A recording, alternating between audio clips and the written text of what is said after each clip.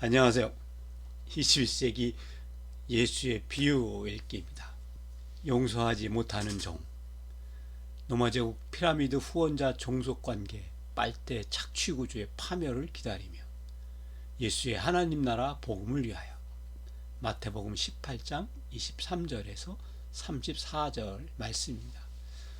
21세기 예수의 비유 읽기는 교회들의 설교를 위해서 아니면 교리 해설을 위해서 예수의 비유를 읽어오던 그런 관행에서 벗어나서 조금은 불편하게, 또 조금은 거칠게, 또 그래서 조금은 새롭게 예수의 비유를 읽고 예수의 비유의 진실을 찾아가려는 그런 성서 읽기입니다. 오늘 본문은 무자비한 종 또는 용서하지 못하는 종 비유 본문입니다. 본문 비유를 제가 개인적으로 번역한 그런 버전으로 여러분에게 낭독해 드리도록 하겠습니다. 제가 개인적으로 번역한 번역본을 낭송해 드릴 때 우리말 성서의 번역과 이렇게 비교해 가면서 용서하지 못하는 종 비유 본문을 함께 읽으면 좋을 것 같습니다. 이 때문에 하늘나라는 자기 종들과 함께 셈을 정리하려고 작정한 어떤 왕과 같이 되고 말았다. 그 왕이 셈을 정리하기 시작할 때 10,000달란트 빚진 종 한 명이 왕에게 끌려왔다. 그러나 그 종이 갚을 것을 가지고 있지 않았기에 주인이 그 종에게 그 자신과 아내와 자녀들과 그가 가진 모든 소유물들을 팔아서 빚을 갚으라고 명령했다. 그러므로 그 종이 엎드려 주인에게 절하며 부르짖었다. 저를 참아주소서. 그러면 제가 당신께 모든 것을 갚겠습니다. 그러자 그 종의 주인이 그 종을 불쌍히 여겨 그를 풀어주고 그에게서 빚을 미루어 주었다. 그러나 그 종은 나가서 그의 동료 종들 가운데 그에게 100데나리온 빚진 한 사람을 찾았다. 그리고 그를 붙잡아 멱살로 움켜쥐고 윽박질렀다. 무엇으로든 내가 지은 빚을 갚아라. 그러므로 그의 동료 종이 엎드려 그에게 애원하며 부르짖었다. 나를 참아주소서. 그러면 제가 당신께 갚겠습니다. 그러나 그 종은 그럴 생각이 없었다. 도리어 그 종은 가서 빚진 것을 갚도록까지 그의 동료 종을 감옥에 집어넣었다. 그러므로 그의 동료 종들이 일어난 일들을 보고 알고 난 후에 몹시키려고 했다. 그래서 그들이 가서 자신들의 주인에게 일어난 모든 일들을 낱낱이 밝혔다. 그때 그 종의 주인이 그 종을 불러들여 그 종에게 따졌다. 악한 종아, 내가 나에게 간청할 때 나는 너에게서 그 모든 빚을 미루어 주었다. 그렇다면 나 스스로가 너에게 자비를 베풀었던 것처럼 너도 너의 동료 종에게 자비를 베푸는 것이 마땅하지 않았겠느냐. 그리고 그 종의 주인이 화가 나서 그 종이 빚진 것을 다 갚을 때까지 그 종을 전문 추심원들에게 넘겼다. 이렇게 제가 개인적으로 번역한 무자비한 종 비유 본문을 낭독해 드렸습니다. 늘 하던 대로 이 무자비한 종 비유 본문을 제가 개인적으로 번역하면서 중요시 여겼던 낱말들, 또 여러 가지 의미들을 새롭게 추론했던 그런 본문 비유의 낱말들을 몇 개 골라서 여러분들에게 낱말 풀이를 하도록 하겠습니다. 이 낱말 풀이를 통해서 시청자 여러분도 제가 이 비유 본문을 번역하면서 느꼈던 그런 내용들, 또 본문 비유를 번역하면서 새롭게 이해하는 그런 내용들을 함께 공유하는 시간이 되었으면 좋겠습니다. 제가 개인적으로 이렇게 뽑은 본문 비유를 해석하는 그런 제목들, 주제들에 대해서 함께 이렇게 생각을 해봤으면 좋겠습니다. 용서하지 못하는 종, 로마 제국 지배체제, 피라미드 후원자 종속관계, 빨대 착취 구조의 파멸을 기다리며 예수의 하나님 나라 복음운동을 위하여. 용서하지 못하는 종 비유의 문장들은 처음부터 끝까지 아주 실감나는 삼음보 문장으로 이렇게 다 되어 있습니다. 이 삼음보 문장을 사용함으로써 용서하지 못하는 종 비유 본문 전체의 상황을 아주 실체적으로 아주 또 실감나게 그려내 주고 있습니다. 이렇게 삼음보 문장이 사용되어서 용서하지 못하는 종 비유의 이 사건이 진행되는 과정들, 상황들을 아주 이제 실감나게 현실적으로 이렇게 그림을 그리듯이 독자들에게 보여주고 있습니다. 먼저는 이제 본문 비 어떤 왕이라고 시작을 했다가 이제 다음 문장부터 바로 이제 주인이라는 표현을 쓰긴 하는데요. 이 어떤 왕이 자기 종들과 함께 세마는 그런 장면들을 삼문 문장을 통해서 아주 실감나게 표현하고 있습니다. 쉰 나라에 자기 종들과 함께 셈을 정리하려고 에텔레센 작정한 호모요테 어떤 왕과 같이 되고 말았다. 하나님 나라가 자기 종들과 셈을 정리하려고 작정한 어떤 왕과 같이 되고 말았다라는 그런 뜻입니다. 예수의 하나님 나라가 어떤 왕과 직접 비교되는 것이 아니라 그 왕이 자기 종들과 함께 셈을 정리하려고 마음먹은 그런 상황, 어떤 왕이 자기 종들과 함께 셈을 정리하는 상황과 하나님 나라가 비교된다는 이야기있죠. 보통 교회들이 이런 경우에 어떤 왕과 하나님 나라를 이렇게 직접 비교하면서 이야기하려는 그런 경향들을 많이 보이고 있는데요. 어떤 왕과 하나님 나라의 비유가 아니라 어떤 왕이 자기 종들과 함께 세움을 하는 그 사건, 그 상황들과 비유되고 있다, 이렇게 이해하면 되겠습니다. 미리온 달란트, 만 달란트, 이게 알레고리 용어일까, 아니면 비유 현실에서 이렇게 상상할 수 있는 통용되는 그런 낱말일까? 한 달란트는 그 로마 화폐 6천 데나리온과 이렇게 맞먹는 6천 데나리온과 교환되는 그런 교환의 가치를 갖고 있다고 하는데요. 예수 시대에 한 데나리온은 한 사람의 하루 품삯이라고 이야기하면, 한 달란트는 한 노동자가 20년 동안 한 푼도 쓰지 않고 모아야만 만져볼 수 있는 그런 어마어마한 큰 금액입니다. 그런데 만 달란트라니요? 계산하기조차 이게 벅찹니다. 그런데 이 만 달란트가 비유의 현실 세계 속에서 통용될 수 있는 그런 용어인가? 실제로 로마 제국 이전 헬라 제국 시대부터 또 그저 이전부터 제국의 황제들은, 권력자들은 제국의 식민지 지역들을 쪼개서 그 세금을, 식민지 지역에서 거대한 세금을 이제 경매로 이렇게 붙여서 세금을 걷는 그런 풍습도 있었습니다. 예를 들면 로마 제국 이전에 헬라 제국 시대의 이집트 지역과 팔레스타인 지역, 그리고 시리아 지역까지를 관장하는 이집트의 프톨레미 왕조에서 그런 세금 청구를 경매를 했습니다.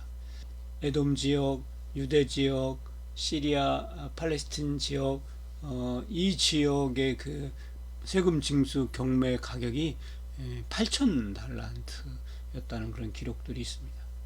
로마 제국은 이 헬라 제국보다 훨씬 더 많은 영역을, 많은 식민 지역을 또 강력하게 통치하고 있었습니다. 그래서 본문 비유에 등장하는 왕이라는 칭호와 또 예수의 비유에서는 사실 왕이라는 칭호가 잘 사용되지 않는 칭호인데요. 이런 왕이라는 칭호가 사용되고 또 만 달란트라는 용어가 사용되는 이런 상황 속에서 충분히 예수가 이 유대 지역을 넘어 갈릴리 지역을 넘어 로마 제국 지배 체제 전체를 아우러서 이 비유를 이야기한다면 이건 비유의 현실 세계에서 언제든지 거론되어질 수 있는 그런 금액이라고 이해가 됩니다. 물론 미리온 달란톤, 만 달란트, 이 비유의 낱말을 놓고 종말적 하나님 나라는 알레고리로 이해하고 그렇게 읽고 뭐 해석할 수도 있겠습니다. 그러나 오늘 비유의 문맥으로 봐서 예수가 예수 시대의 로마 제국 지배체제 전체를 그리면서 이 비유를 이야기했다고 하면 만 달란트는 충분히 비유 현실 속에서 거론될 수 있는 그런 낱말이기도 합니다. 주인의 혹독한 채권 추심을 강조하여 드러내는 사문보 문장이 또 사용되고 있습니다. 프라테나이, 그가 가진 모든 소유물들을 팔아서. 아포두나이, 빚을 갚으라고. 에켈류센, 명령했다. 어떤 왕 또는 주인이 만 달란트 빚진 자기 종을 불러들여서 이렇게 추심을 하는 내용들을 사문보 문장을 사용해서 아주 실감나게 그려내고 있습니다. 프라테나이, 내가 너 자신과 내 자녀와 내 아내와 내가 가진 모든 소유물을 다 팔아서 아포두나이, 빚을 갚아라. 그렇게 에켈류센, 명령했다. 본문의 시대에서나 그 21세기 신자유주의 금융자본 경제 지배 체제 속에서나 채권자가 채무자에게 하는 채권 추심은 강력하고 또 무섭고 혹독하기 짝이 없습니다. 채무자 자신의 몸뚱어리와 아내와 자식과 다 팔아라. 내가 가진 모든 소유물을 다 팔아라. 그래서 내 빚을 갚아라. 라고 이렇게 명령을 합니다. 이렇게 채권자가 빚꾸러기를 향한 이런 혹독한 또 이렇게 무지막지한 채권 추심은 인류 문명사 속에서 늘 해왔던 추심의 방법입니다. 그런데 이제 본문 비유에서는 자신에게 채권 추심을 하는 그런 주인을 향해서 만 달란트 빚진 종의 채무 상환 맹세를 강조하는 그런 사문보 문장을 사용합니다. 페손, 그 종이 엎드려서 프로세큐네이, 그 주인에게 절하며 레곤, 부르짖었다. 종이 엎드려 프로세큐네이, 주인에게 절하며. 이 문장들의 느낌은 예배입니다.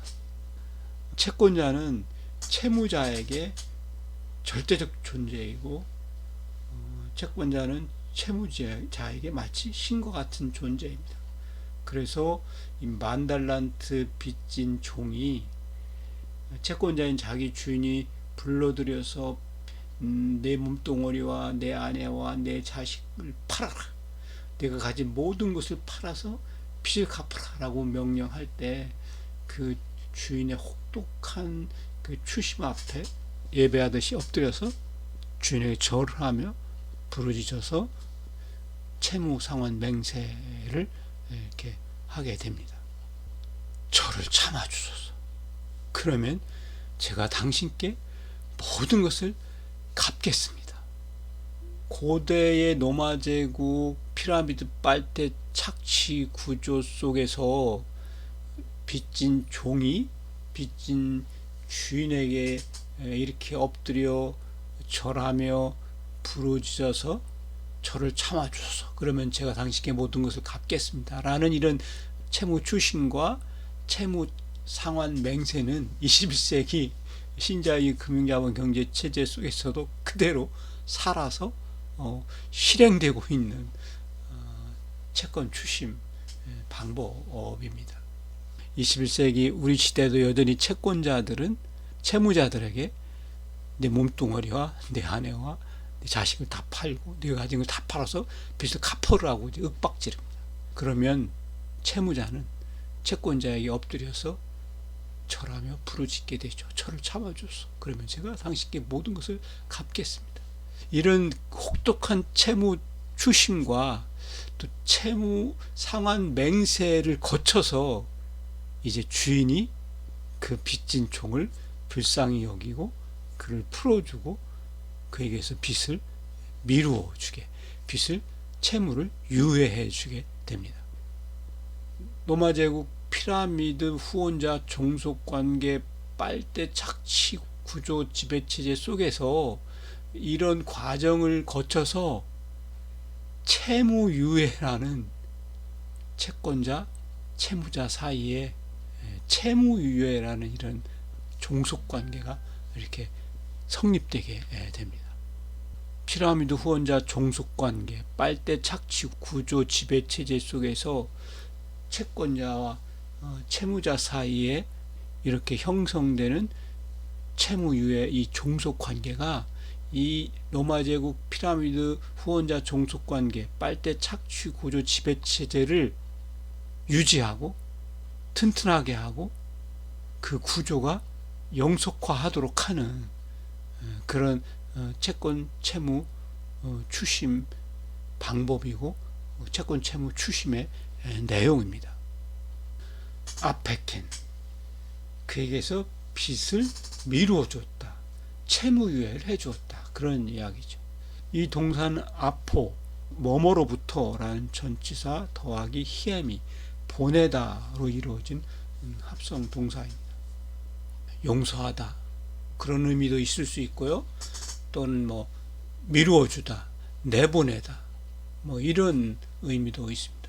여기서는 용서하지 못하는 종 비유의 문맥으로 보면 이 아페켄이라는 이 동사는 미루어 주다, 빚을 미루어 주다, 채무에 유예해 주다 라고 이렇게 번역하는 것이 맞습니다. 탕감하다라고 이렇게 번역을 하기 위해서는 아까 만달란트라는 낱말을 알레고리화하고 또 그래서 이 본문 비유 전체를 종말론적 하나님 나라 뭐 빚탕감 재용서 뭐 이렇게 이해를 하면 이걸 탕감하다라고 번역할 수도 있겠는데, 이 오늘 용서하지 못하는 종 비유의 전체 문장들의 문맥으로 보아서 미리온 달란톤, 만 달란트가 비유의 현실 세계에서 충분히 소통될 수 있는 단어라고 한다면 아페켄 이 단어는 채무유예 이렇게 번역할 수 있습니다. 헤카톤 데나리아 100데나리온, 만달란트 100데나리온 비교해 보면 아마 60만 분의 1 이렇게 될까요? 정확한 계산인지 모르겠는데 만달란트와 100데나리온이라는 이 화폐의 가치가 이렇게 아주 극명하게 지금 극명하게 이렇게 대비되어 나타나고 있습니다. 이 만달란트 빚진 종이 어떤 왕에게 자기 주인에게 불려나가서 만달란트를 갚으라고 혹독한 추심을 당하고 또 이 빚진 종이 엎드려서 또 이렇게 채무 상환에 대한 그런 아주 가열찬 맹세를 하고 그런 다음에 채권자인 어떤 왕과 이 만달란트 빚진 종 사이에 채무 유예가 이루어지고, 그래서 그 만달란트 빚진 종이 자기 휘하에 있는 자기하고 종속관계에 있는 또 다른 종들에게 채권 추심을 하는 것은 당연한 것입니다. 그런데 이 오늘 본문 비유에서 10,000달란트 빚진 종이 자기 밑에 몇천 달란트 또는 몇백 달란트 빚진 자기에게 종속관계에 있는 종을 불러서 이렇게 자기 주인이 어떤 왕이 자기에게 했던 것과 똑같은 빚독촉을 하고 채무 상환 맹세가 이루어지고 또 채무 유예가 이루어지고 이렇게 돼야 이게 본문 비유의 문맥에 맞는 정상적인 채권 출심인데요. 이 10,000달란트 빚진 종은 자기 밑에 바로 종속관계에 있는 다른 종들을 찾아가서 채권 출시하는 게 아니라 100데나리온. 평소 같으면 로마 제국 피라미드 종속관계 빨대 착취구조 지배체제에서 서로 이렇게 이해관계가 맞닿지 않을 그런 저 밑바닥에 있는 100데나리온 빚진 종을 찾아냅니다. 일부러 찾아가서 아주 혹독한 추심을 하는데 자기 집주인과는 전혀 다른 어떤 왕과는 전혀 다른 무자비한 추심을 자행을 합니다. 이 10,000달란트 빚진 종이 로마 제국 피라미드 후원자 종속관계 빨대 착취구조 지배체제 저 맨 밑바닥에 있는 100데나리온 빚진 종을 일부러 찾아가서 찾아내서 그를 붙잡고 멱살 움켜쥐고 윽박지르면서 추심을 합니다. 그 10,000달란트 빚진 종이 그 무자비한 추심을 강조하는 이 문장도 역시 사문보 문장을 사용합니다. 아펠톤 도리어 그 종이 가서 헤오스 아포도 빚진 것을 갚도록까지. 이 10,000달란트 빚진 종이 어떤 왕으로부터 또 자기 주인으로부터 채무 유예를 받았는데요. 이 10,000달란트 빚진 종은 자기가 100달란트 빚진 종, 로마 제국 피라미드 후원자 종속관계 빨대 착취구조 맨 밑바닥에 있는 그 종을 찾아가서 그 종의 채무를 유예하지 않고 빚진 것을 갚도록까지 에발렌 감옥에 집어 넣었습니다.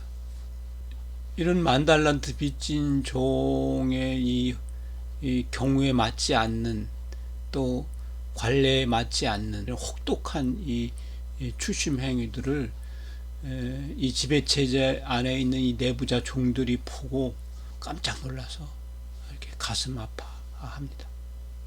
이 로마 제국 피라미드 후원자 종속관계 빨대 착취 구조 속에 있는 내부자 종들이 그 종의 동료 종들에게 일어난 이런 일들을 보고 또 이런 일들을 알고 난 후에 아주 괴로워합니다.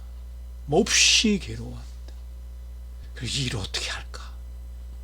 그래서 그들이 그 괴로움에 겨워서 그래서 마지막으로 할 수 없이 자신들의 주인인 어떤 왕, 채권자인 주인에게 가서 지금까지 일어난 모든 일들을 낱낱이 다 까발립니다.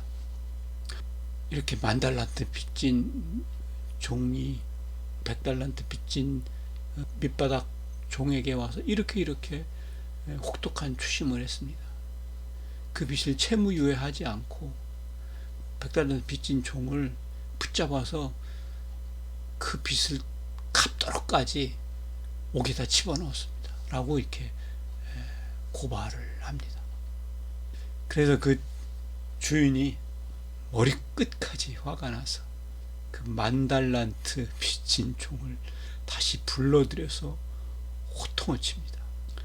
악한 종아, 내가 나에게 간청할 때 나는 너에게서 모든 빚을 미루어 주었다.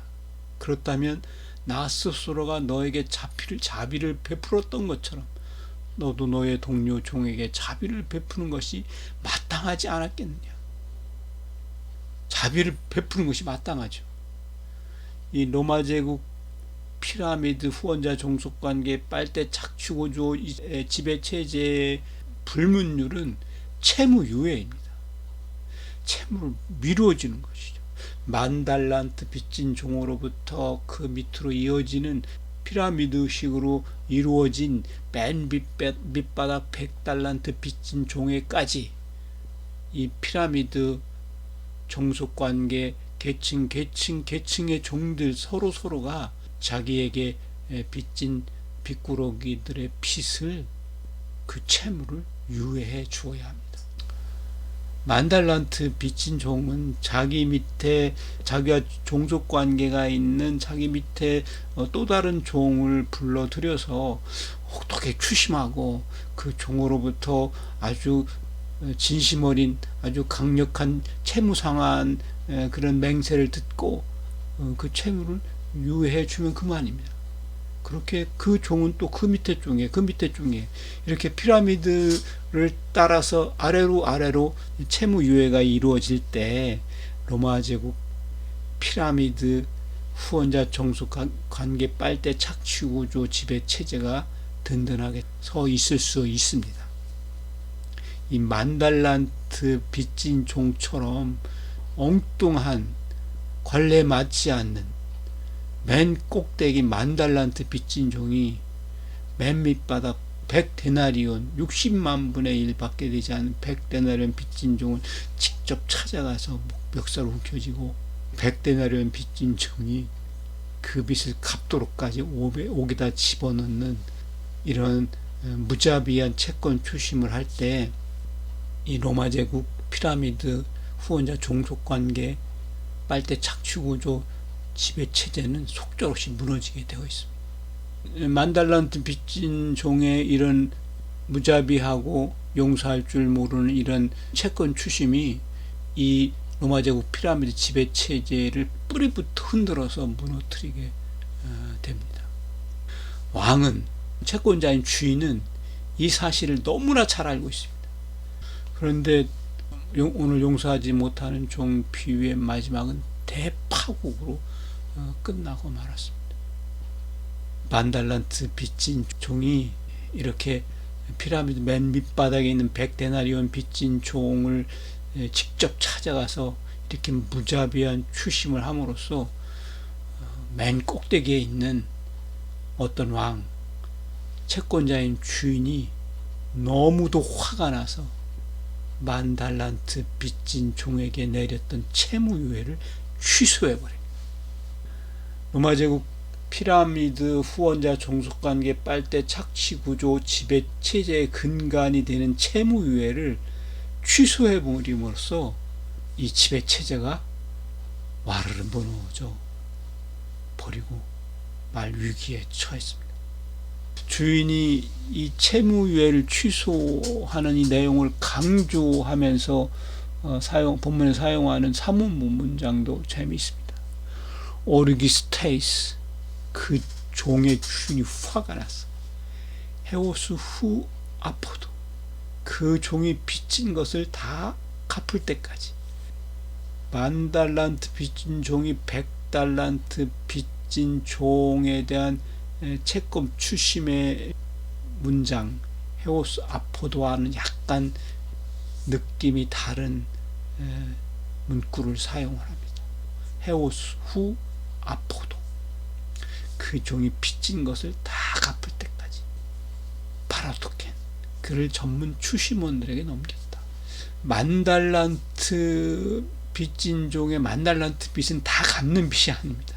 그 빚은 늘 그렇게 남아있으면서 끊임없이 채권 추심이 일어나고, 그래서 맨 밑바닥 100데나리온 빚진 종으로부터 또 채권자인 왕에게까지 이윤과 이자가 늘 상납되도록, 늘 위로 받쳐지도록 만드는 하나의 도구일 뿐입니다.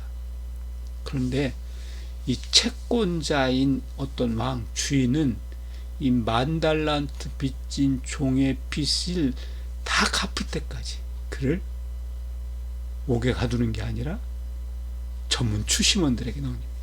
바사니 스타이스, 뭐 고문하는 사람들 뭐 이런 뜻이 있겠는데요. 이걸 용서하지 못하는 종 비유의 문맥으로 보면 전문 추심원들 이렇게 이해할 수 있습니다.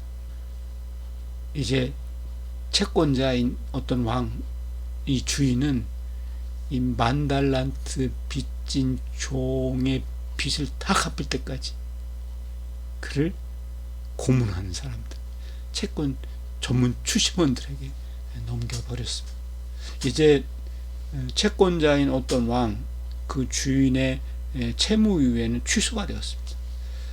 10,000달란트 빚진 종의 그 빚은 갚는 빚이 아닙니다. 그 빚은 다 갚을 수가 없습니다. 그럼에도 불구하고 이 채권자인 어떤 왕은 그 종이 그 빚진 것을 다 갚을 때까지, 영원히 갚지 못할 빚을 다 갚을 때까지 전문 추심원들에게 넘겨서 그 10,000달란트 빚진 종을 고문하게 됩니다. 용서하지 못하는 종 비유, 무자비한 종 비유의 부분 내용은 로마 제국 지배체제, 후원자 종속관계, 빨대 착취구조 지배체제의 모순과 폐해들을 낱낱이 까발려서 비유의 독자들에게 또 아니면 또 비유의 청중들에게 이렇게 그림처럼 보여주고 있습니다. 용서하지 못하는 종의 비유를 교회들이 늘 그렇게 알레고리화해서 읽고 해석하고 설교해왔던 그런 내용들을 따라서 읽으면 별 문제가 없는 비유일 수 있습니다. 그러나 이 용서하지 못하는 종 비유를 로마 제국 지배체제, 피라미드 후원자 종속관계, 빨대 착취 구조의 파멸을 기다리며 예수의 하나님 나라를 위하여라는 제목으로 읽게 되면 이 비유의 핵심 내용은 로마 제국 이 지배체제의 파멸을 그리고 있습니다. 이 로마 제국 피라미드식 빨대 착취 구조 이 지배체제의 모순과 폐해를 낱낱이 까발려서 그 지배체제가 무너지고 그 지배체제가 무너진 그 자리에 새로운 대한세상으로서 예수의 하나님 나라 복음운동의 가치와 그 복음운동의 실체와 진실을 이렇게 명명백백하게 드러내 보여주는 그런 비유입니다. 오늘 용서하지 못한 종 비유를 청취자들께서 어떻게 읽고 또 어떻게 해석하든지 간에 제가 오늘 개인적으로 번역하고 개인적으로 낱말풀이를 하면서 로마 제국 지배체제, 피라미드 후원자 종속관계, 빨대 착취구조 지배체제의 파멸을 기다리며 예수 하나님 나라를 위하여라는 이 읽기와 해석 제안은 그냥 제안입니다. 제안으로 들으시고 또 청취자 여러분들 한 사람 한 사람에게 또 새로운 읽기, 새로운 해석의 그런 내용들이 샘물처럼 쏟아났으면 좋겠습니다. 여기까지 하겠습니다. 고맙습니다.